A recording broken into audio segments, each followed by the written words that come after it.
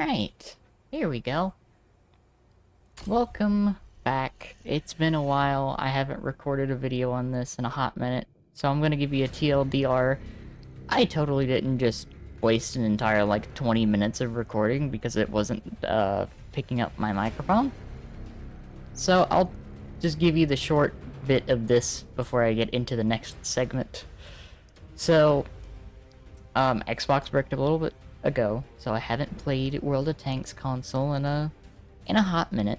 So I decided to jump back in on the PlayStation and see what the new player / free-to-play experience was like. I was greeted by the Modern Armor tutorial, which was not great.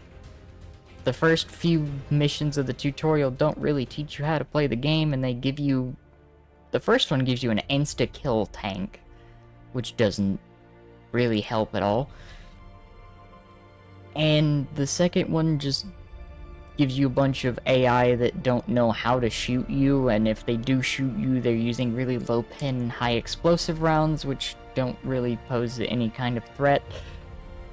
I didn't really get any useful information out of that tutorial until I got to the mission where you play as the Fury, and it tells you to flank the Tiger. However, and this is a big caveat for that, while it did teach you about flanking, it told you had to go around to the back of the Tiger while playing the Fury. There's a problem with that. The Fury can pin the Tiger from the front. It can also very easily pin it from the sides. But no, it wanted you to drive around to the back. So that aside, the tutorial after that made you play 10 co-op missions, 10 co-op battles. Which is fine. That's good. I like that. That was okay. And the reward for doing all that is the Panzer B2, World War II Premium Tank, which is a seal clubber, by the way. A very, very solid seal clubbing tank. Not as solid as it used to be, but still very good. Very easy to just make it work.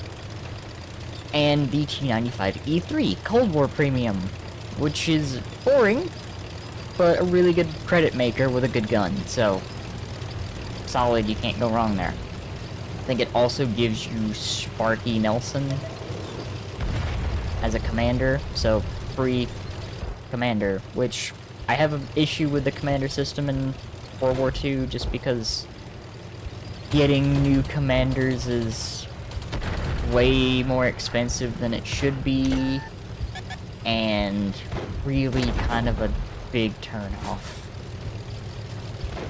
Especially since the commanders in total are going to be limited in the long run, I don't really see a point of making them so expensive if you want people to jump in and play. Oh, this game's going horribly already for me. Okay. I'm gonna relocate. So, all of that aside, I want to get back to what I was initially talking about. I have jumped in and started to see what the free-to-play experience is on console. Because on the PlayStation account here, everything that I have is earned or has been given to me, basically. I have not paid for anything on this account. I don't buy premium. Nothing. Everything I get through Ops or the Season Pass. Or at least the free Season Pass for now. If I get enough gold through doing stuff in the Season Pass to get the better Season Pass, sure, I'll go for it. Because, I'll get it back. Easily get it back. ISU.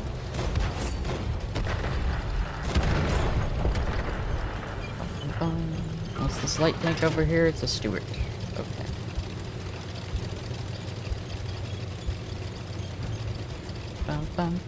So I have been grinding up the French tank lines on here because I feel like, you know what? I am a little more experienced, so I want to play something different. Well, I say something different. I've played the French TDs and the French heavy tanks on my main account, and I love them considerably. So there's literally zero issue in me, like, grinding these lines, because I know the ins and outs of them fairly well. Hi, Stuart. So, like, it's no issue for me to grind these.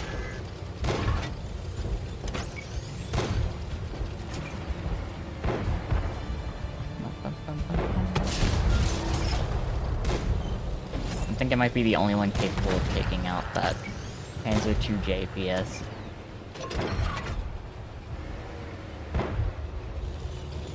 So I'm gonna try to keep myself alive, because I see that the rest of my team is dead right now. And that's a problem for me.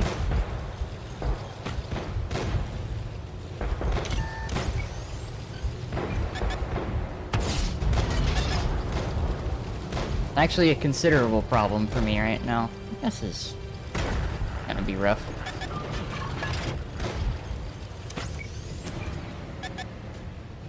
Let's get rid of the Panzer II JPS.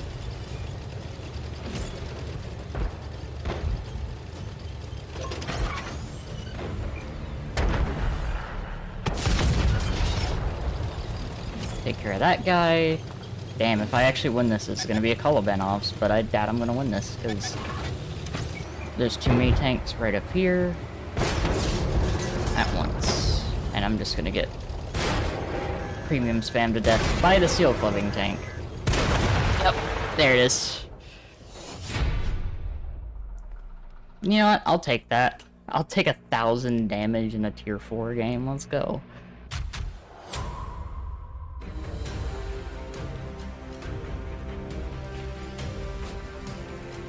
Easy. Oh, that's a lot of drop-off. Oh, that's a... That SU literally ate my entire team. Jesus Christ. So console is a weird experience playing free-to-play, because one, I have no crews. Literally, I have very few crews actually trained. And the crews that I do have trained were, like, leftover 2D crews that were just unassigned. Because if I try to get a crew, it's either 250,000 credits, like, minimum, for a 3D crew, or gold. And I don't know about you, but if I was someone that had not played this game at all and had, like, nothing in this game, period, I don't think I would spend gold to get a commander. Because, like, once you get a commander and assign that commander, they're locked to a specific nation. Once they are locked to that nation, they're also locked to that specific game mode. And if you go to retrain them to a different nation, that's gold. If you go to retrain them to a different game mode, that's gold as well. So, basically, once you get a commander, that's kind of it. And the entry fee for a commander being so high, like, yeah, they give you one for free with the tutorial, but once you assign that commander, that's it. That commander's there unless you want to spend money. Or earn the gold to transfer them. Which, like, albeit it's not a whole lot of gold, but still, I don't like that system compared to the old system. Which, I can actually show you the old system that has been renovated recently in a few moments, because I played my World War II game, I'm gonna play the Cold War game. Now, I previously had played a game already, but, you know, I didn't pick up my mic, and I'm not better at that. I'm not better at that at all. Nope. Nope. Not better at that at all. Nope. Thanks, OBS. But anyways, other than that ramble, I went on a whole tangent about how I do not understand the penetration in Cold War. Some of these guns, the penetration values on them make no sense, and the upgrades for them also make no sense. Why just putting a number or two on the end of the same exact gun increases its penetration by almost 100. I do not understand It makes no sense. And I'm not going to even try to decipher where or why it is the way that it is. So, this line, however, is completely new to me for Cold War. But I did, in fact, grind out the entirety of the Bat Chat line in World War II. Why? Because the Bat Chat is a really damn good tank. It's fast, it has good view range, it's got good camo, and it has an autoloader. Albeit, the one in World War II can get a 105mm gun. The Cold War variant can get an option of 290 mils. That's it. It's just 90 mils. You cannot get anything bigger than a 90 mil on this tank. And it confused me.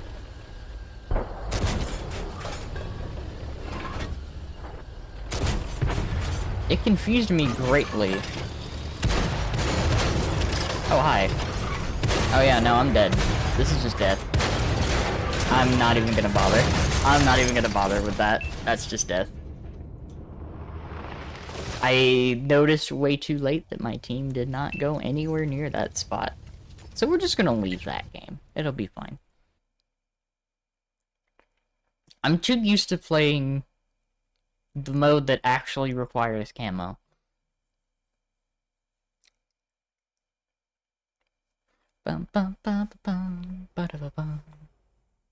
It's been a while. I'll just play the T95E3. You don't need a commander for this crew. I've also noticed that oftentimes I really don't need a commander.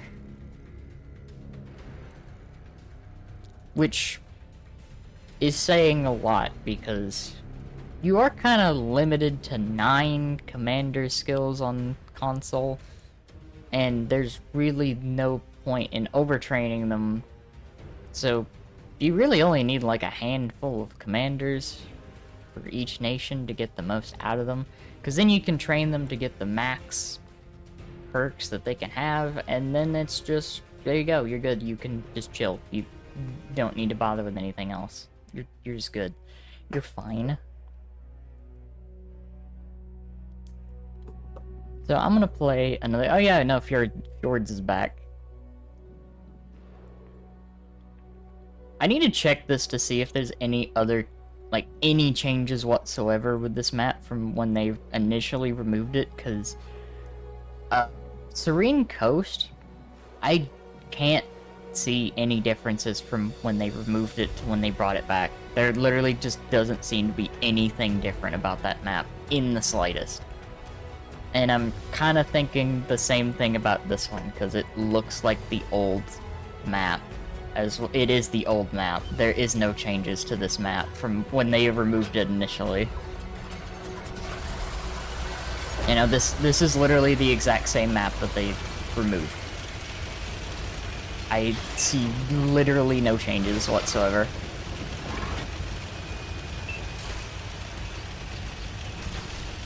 Which means that there's a straight shot from here up to this little corner that has a little hill for protection from that flank.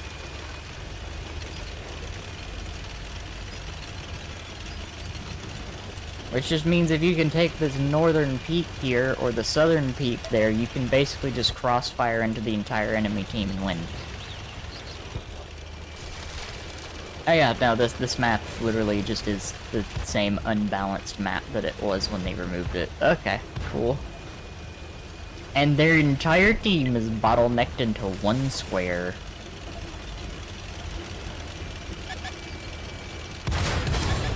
Aside from that one light tank.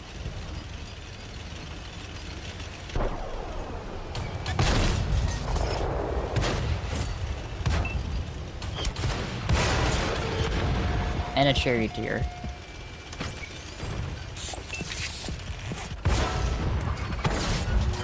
Hi, charioteer. I can still see your outline.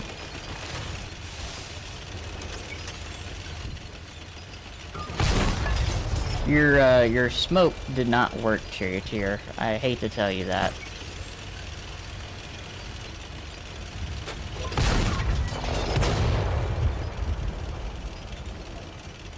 Yeah, no, the fact that they give this premium away for just doing the tutorial is kind of insane to me. Because, like, this tank... It's kind of got so many positives that it outweighs any negatives. Because, like, the gun's really good. The turret is solid. Aside from the cupola, but then again, it's an American tank, so, you know, cupola's always going to be your weak spot, basically. And this is Cold War, so, like, most of the things you're gonna see can probably ping you anyway.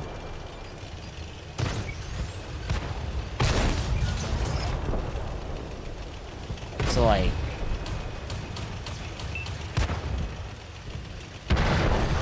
Oh, well, they're both dead. I'm not even gonna bother going after that light tank.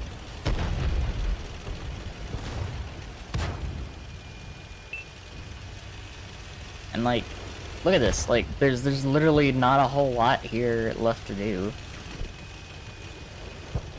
We took the north, their team got bottlenecked, and you just steamroll. Easy.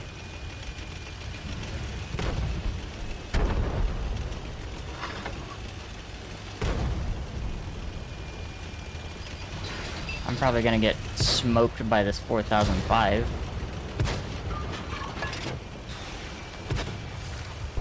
And before it dies, before I can even get a shot into it.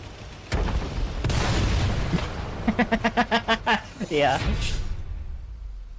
Cold War is a mystery to me. It's just a weird game mode. It plays like a War Thunder match, where just everything just goes by so fast.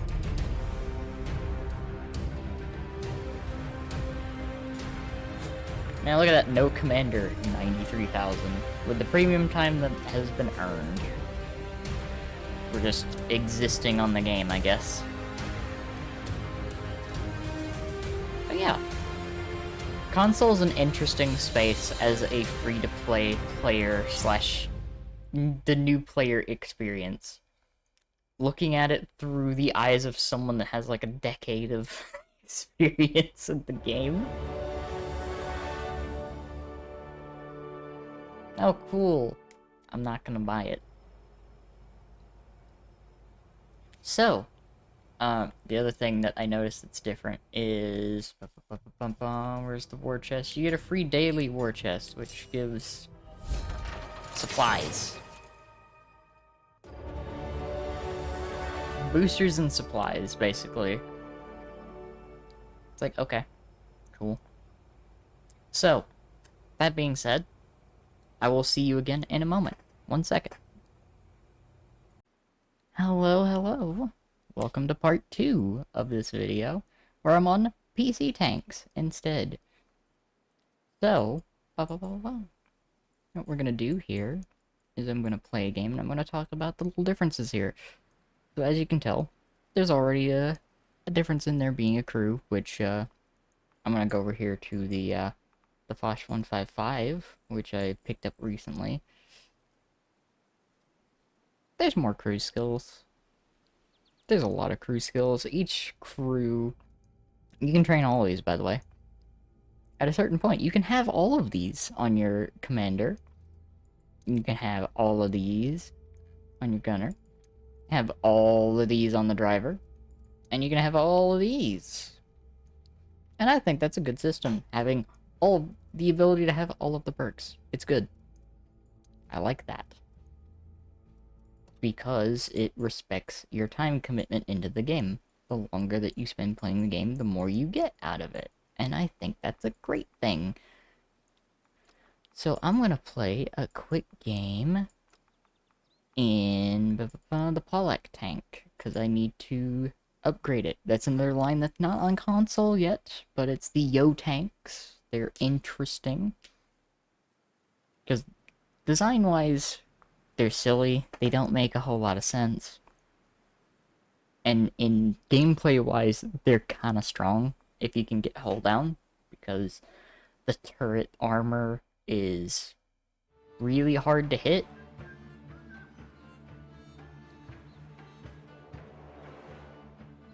But I want you to notice this right away, because those of you that play console, I want you to take a look at what they did to mines on PC.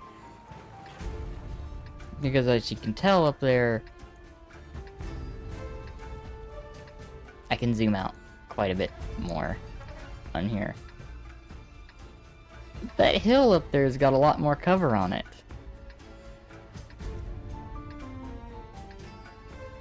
And it's a little wider, and this area's a little flatter, so faster tanks can easily fight over that hill on both sides of the map, instead of one side getting an easy time up there. So there's always going to be some contesting going on there, depending on, like, how fast the tanks are.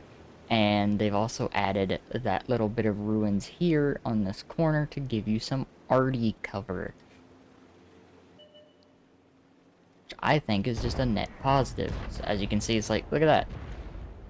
There's less cover on this side for something that gets up there, so it forces you to play a little bit smarter when you get up the hill. Fast tanks are always going to dominate that hill, and it's going to happen, but the hill is not like an end-all be-all location anymore.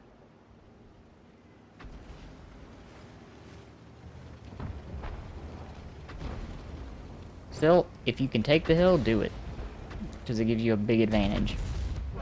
But it's not the end-all be-all advantage. And as you can tell, I just got shot by an ARL. And arty.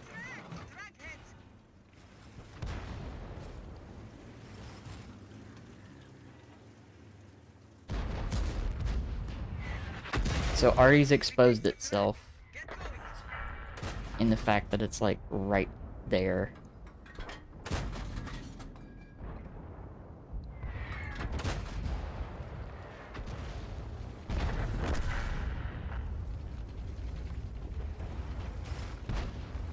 Arty's literally behind that wall right there. Enemy is hit. No mercy. Aha! Enemy armor is damaged. Cobra! And we've killed it. One artillery dead. One of our gas tanks ruptured. We're low on fuel. Our team's currently up 3-0 right now.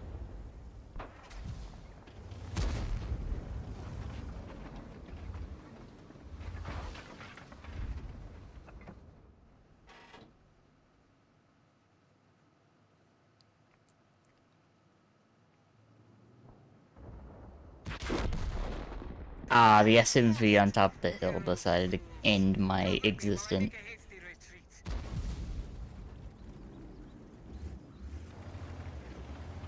But I like this. Like, the way that this map is laid out, I like it significantly better. Because, like, this is more playable. There's more playable space here. It's not just one area decides the entire flow of the game.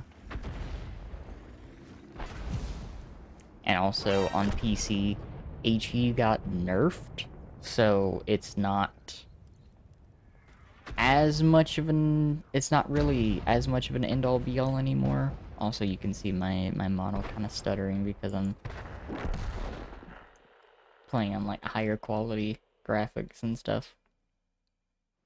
I'll have to, like, sort some things out, because I do want to stream this a bit more. I'll play one more game, and then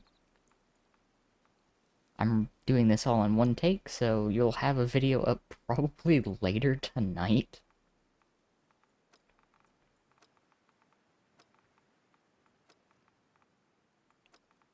I am going to play one game in... Now I'll play something faster. Let me play a game in the VK, because I'm grinding up to Tiger Line. Which is different, I'll show you in a moment. But I like the way PC is like laid out here. Also, as you can see here, an abbey. That right side of the map is laid out a little different.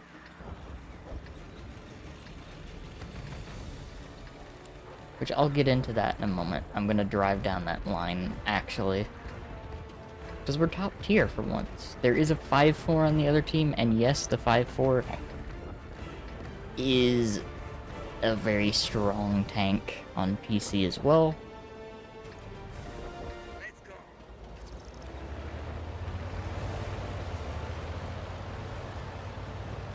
But it does have its counters, so it's not like an end-all be-all.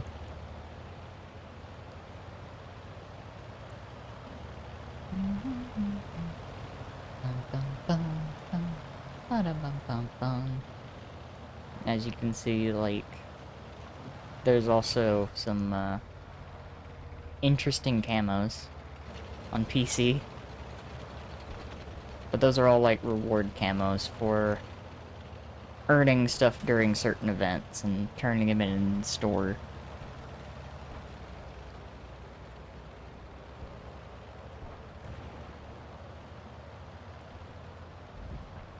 And you can also tell, like, oh, is the gameplay better on PC? No, just the tanks. Honestly, I just think it's literally just the tanks.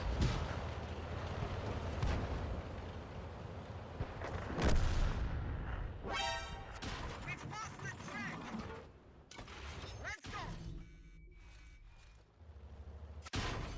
Okay, I'm gonna just get shot to death by a fucking Wolverine that's hanging right there, probably.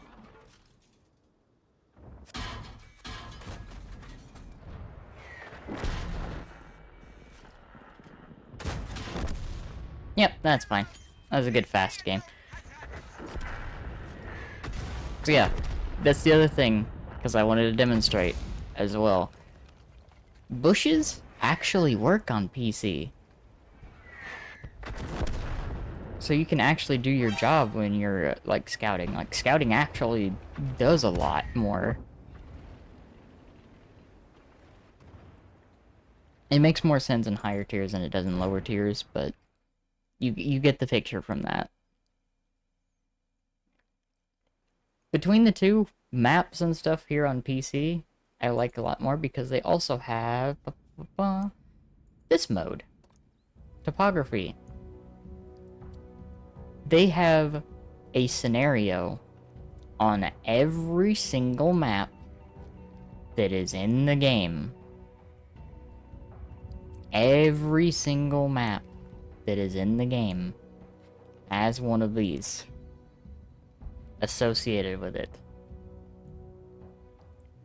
And they are very nice because they give you the opportunity to play on these maps and actually, you know, experience the gameplay.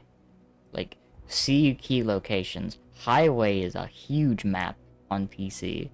Himmelsdorf got some changes. Like, this part up here, there's a safe path up to the castle so that you're not getting torn apart from right here. Like, there's actually different pathways here that give you cover. Ghost Town is bigger. Like, this whole section out here and this whole section out here are nice. They're fun to play around in. Fjords has some changes. This is, like, basically flat now. This is a drivable hill you can get on top of.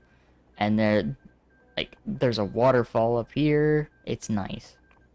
Erlenberg has an actual city in here now. The castle got flattened out, so this hill disappeared. This hill is much longer, and there's a lot more cover on both sides. Empire's Border got a few. There's a few differences here. Airfield is Airfield, and I like it a lot. Berlin's a fun map. Dead Man's Land out in the middle. Fisherman's Bay is big. Like, it's got some changes. This town here got some changes. There's some really good bushes in here. Some that may be a little too strong on some sides. Cliff is a little different as well. There's a lot more dips and dives in some of these places.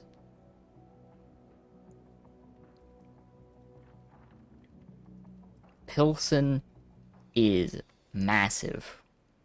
There's a lot more to play around with here. And Siegfried Line as well has a few differences, not a whole lot. And Westfield doesn't really have a whole lot of differences. But I'll show you more when I get around to, like, streaming this. But I hope you enjoy the video, please. If you got any suggestions for future stuff, because I will be playing console more often again. You'll see me on the PlayStation account. So, yeah, at least till I get a replacement Xbox. And, yeah, just let me know what you think. I'll try to get some more videos out more frequently again. And that's all for now. Bye-bye.